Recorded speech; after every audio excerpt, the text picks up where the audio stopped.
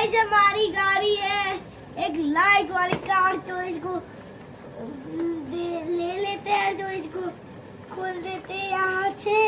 तो गाइस इसको ऐसे निकल गया, तो इसको खोल देते हैं और डब्बे में रख देते हैं और इसको चलाते हैं। तो गाइस ये चलता है हमें, गाइस जो चलाई जा रही है।